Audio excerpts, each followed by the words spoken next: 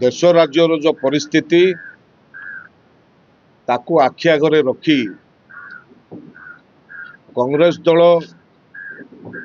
देशर जनसाधारण गरीब लोक चाषी मूलिया खटिखिया मजूरिया एवं बेरोजगारी जो पदक्षेप नहीं कांग्रेस दल तरफ पदक्षेप नि लोकलोचन को पहुंचाई आपण मानकर माध्यम आम नवेदन कहवा कथा आपण मान देखंतु जे आम राज्य कथा आम राज्य कृषि प्रभावित एवं कृषि चाषबास करी बहुत संख्यार लोक बंचुचन बाकी दादन खटिबा बाहर को जाऊँ आम राज्य किसी सुविधा नहीं रोजगार पाई एवं चाषीर जो चाषबास करी जो चल पचल होती परिस्थिति की आखि आगे रखी आम आज ये प्रेसमिट डाकी आपण मान देखंतु जे अन्य राज्य अपेक्षा आम राज्य को तुलन आगर अच्छी कि पछर अच्छी आपण माने एनालिसिस करि पारुथिबे आम राज्य गोटे गरीब राज्य आम राज्य को सरकार अधिकांश सब जिनस फ्री करने कथा वर्तमान वर्तमान जो चाषीर दुख एवं चाषीर जो परिस्थिति जे अन्य राज्य गुड़िक चाषी मानक बिजुली फ्री दि जाऊँ चाषी मानक प्राधान्य दि जाऊँ किंतु आम राज्य ता सुविधा मिलूनी आम राज्य कृषि प्रभावित राज्य हेले मध्य आम से चाषबास करने सक्षम हो पारुनी जो परिस्थिति आज जदि किए 100 क्विंटाल धान उत्पादन कला बोले ताकू दि जाऊँ 30 क्विंटाल धान एमएफसी रो पैसा एवं मंडी से नहीं जाऊँ बाकी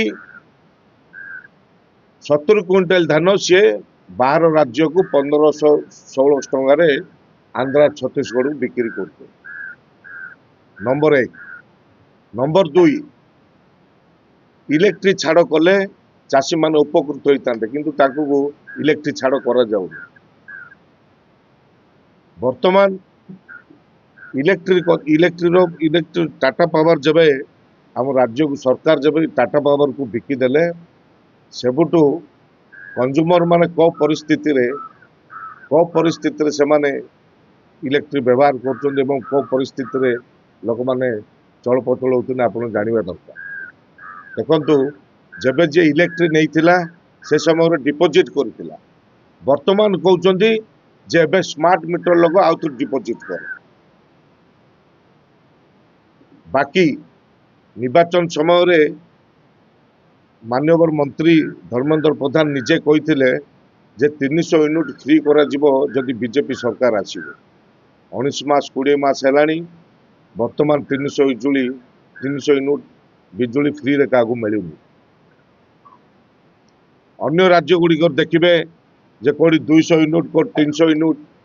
सब राज्य रे फ्री कर सरकार मान आम राज्य उत्पादन होची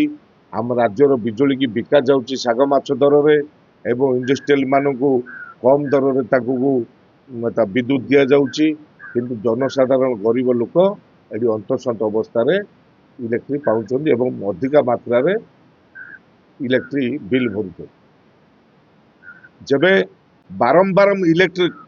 कटिबा द्वारा गोटे बेनिफिट एटा कि जानिथिबे कि न जानिथिबे किंतु मु भलसे जानी जदि दिन को 5 थर जदि करेन्ट जाउची जबे करेन्ट आसीबो तो गोटे यूनिट 2 यूनिट बढ़ी से करेन्ट आसी थाउची जदि 5 थर गला 10-15 यूनिट रो पैसा कंज्यूमर भरिया बाध्य बढ़ेगी आसुची बाकी भावतु इलेक्ट्रिक बिल मनोहर हो 100 टंका 105 टंका 65 पैसा आई से 65 पैसा मध्य से छाड़ू ना जे 65 पैसा बदल से 106 टंका दौची आ 35 पैसा ताके फेरस्त दौना पैसार मूल्य बोली किसी ना सी जदि 35 पैसा कोड़ी 15 पैसा कोई 25 पैसा कोई 50 पैसा ए माध्यम कोटि कोटि टंका टाटा पावर नौ यह हूँ विफलता आमे आखि आगे रखी कांग्रेस जो स्टेप नहीं निश्चय आंदोलन हम जे 300 यूनिट बिजुली फ्री कला जाए आमे तुनिबार नहीं कि थमिबार नहीं कि चुप रहीबार नहीं नंबर 1 नंबर 2 एनर्जीएस कथा भारत को स्वाधीन देइथिले एवं भारत पाई गुली खाई तागर प्राण जाइथिला महात्मा गांधी जातिर पिता आम जातिर पिता बोली महात्मा गांधी को मान्यता दो एवं जातिर पिता बोली आमे रेस्पेक्ट दू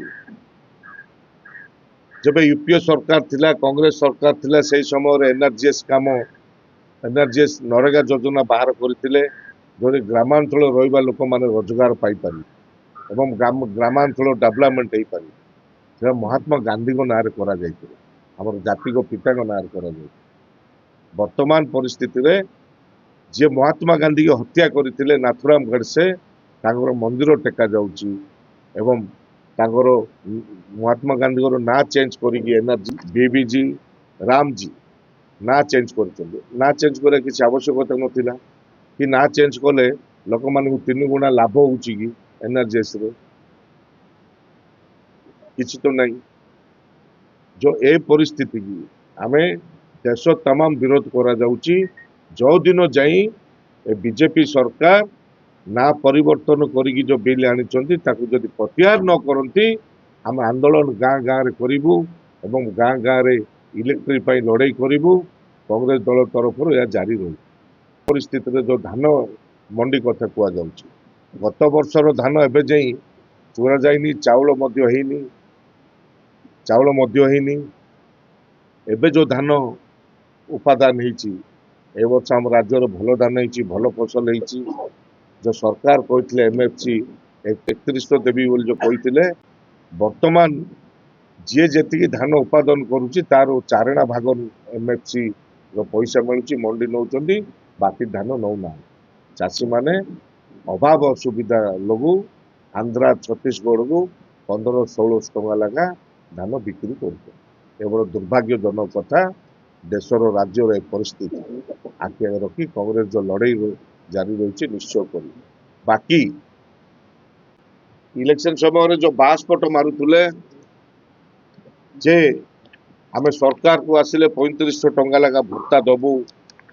एमएफसी 3100 टंका दबू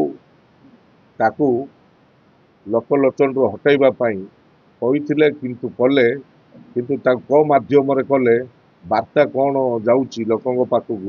लोक माइंड को डाइवर्ट कर बहुत चालाक चतुर भाव कार्य कर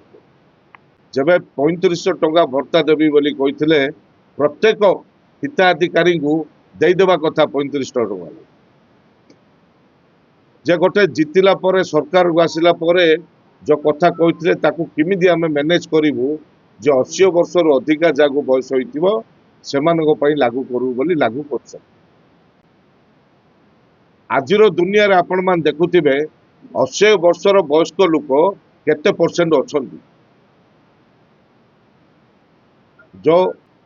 हिताधिकारी माने रहउथिले जो माने भर्ता पाउथिले सेमानकु टोटली सब लोक काईगी दउना नंबर 1 नंबर 2 एमएफसी जो 300 एमएफसी जो 3100 टंका करथिले टोटली चाषी मानक पाखरु पूरा तांगर फसल धान